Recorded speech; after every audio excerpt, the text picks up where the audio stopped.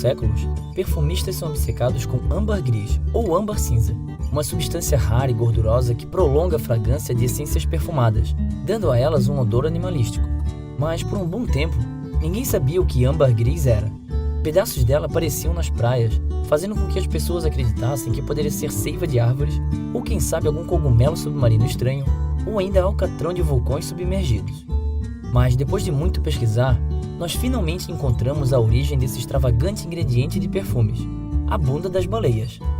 Como toda boa história envolvendo cocô, ela começa na outra ponta, após a baleia cachalote devorar um prato cheio de lulas. Normalmente, os cefalópodes e seu corpo pastoso escorregam pelo primeiro estômago da baleia e continuam seu caminho, enquanto partes duras e sólidas são vomitadas de volta para a água. Mas, às vezes, algumas dessas partes duras e pontudas acabam chegando no intestino. De lá, elas normalmente acabam voltando para a água também, mas acompanhadas do cocô líquido das baleias. Porém, de vez em quando, essas partes duras acabam se entrelaçando entre elas e com vermes intestinais, para criarem uma barreira retal coletora de cocô. À medida que as paredes intestinais contraem, alguns desses bloqueios simplesmente vão embora, porém outros acabam ficando ainda mais densos e também maiores, com mais matéria fecal e partes das lulas que não param de chegar. O cólon de uma baleia cachalote pode aumentar até 5 vezes seu tamanho original para acomodar esse agregado de sólidos. Mas eventualmente ela rompe, matando a baleia e liberando uma gigantesca pérola de âmbar gris no oceano. Para atingir a maturidade necessária para ser utilizada em perfumes, o âmbar precisa maturar por meses ou até anos, trocando de camadas e reagindo com elementos da natureza, para enfim completar sua transformação de cocô feito de lula para um caríssimo eau de toilette.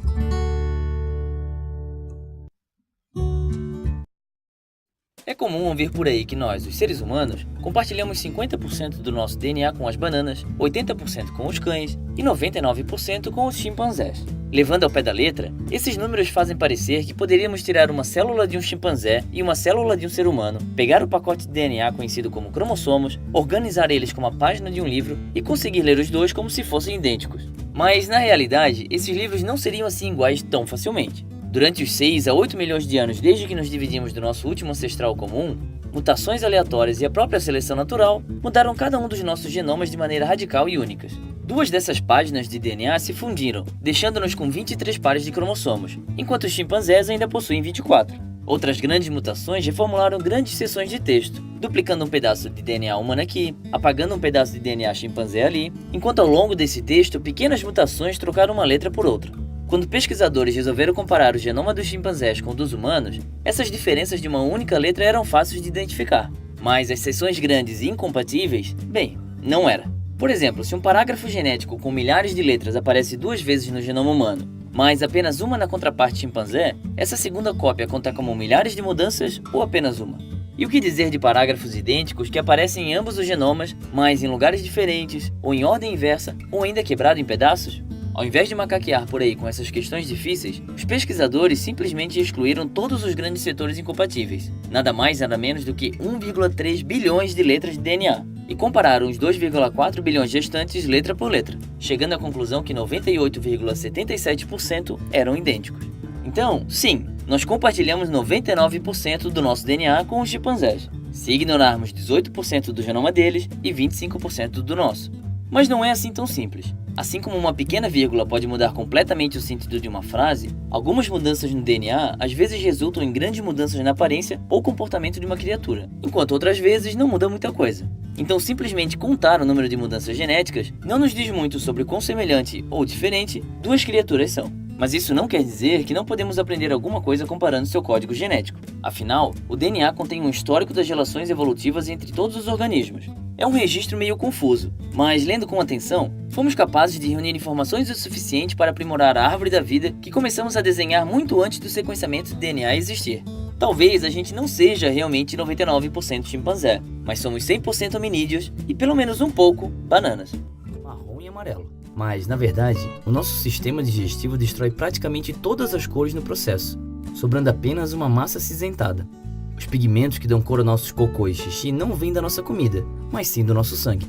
O principal motivo disso é o fato do nosso corpo produzir uma quantia insana de glóbulos vermelhos, também conhecidos como hemácias, que não conseguem sobreviver por muito tempo e duram apenas alguns meses, até ficarem tão velhas e debilitadas que são obrigadas a se aposentarem.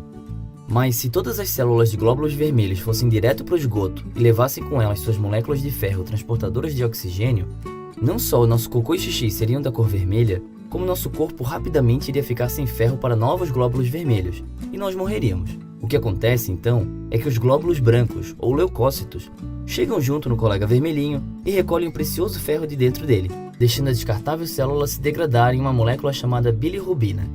O fígado, então, tenta limpar a nossa corrente sanguínea e joga essa bilirrubina para o intestino, mas o intestino acaba achando que é comida e joga de volta para a corrente sanguínea.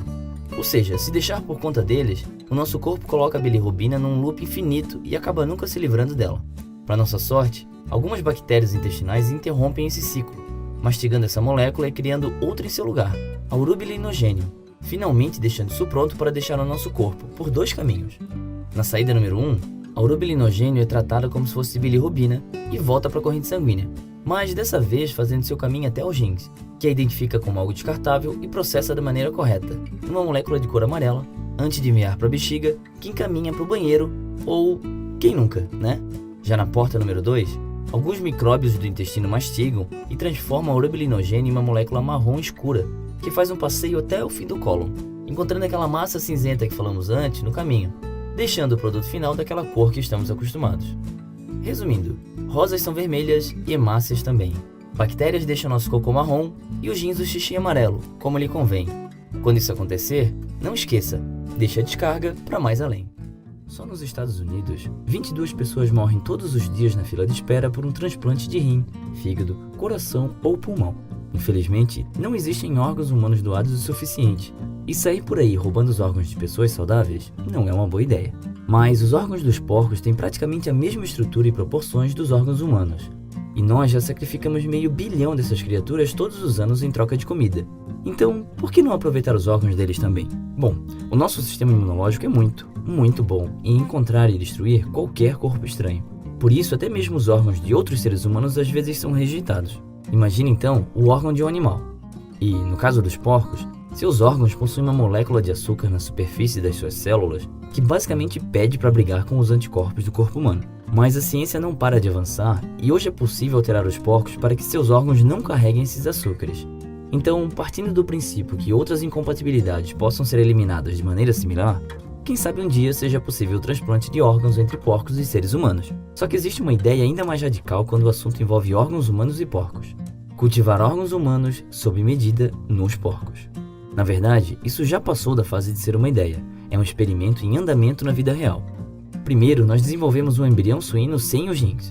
Aí, injetamos células-tronco de uma pessoa que precisa de um transplante. À medida que o embrião se desenvolve, as células humanas crescem dentro dessa incubadora e se tornam rins saudáveis, desenvolvidos sob medida para o paciente. Ou, pelo menos, esse é o plano. Por enquanto, nós só vimos esse experimento funcionar do início ao fim quando o embrião geneticamente modificado foi injetado com células-tronco de outros porcos. Nós não sabemos se vai realmente funcionar com rins humanos, já que os experimentos com células humanas em embriões de porcos foram interrompidos, porque não há como ter certeza que essas células humanas não irão desenvolver outros órgãos humanos no corpo dos porcos, o que levanta várias questões éticas, como por exemplo, o que fazer com eles.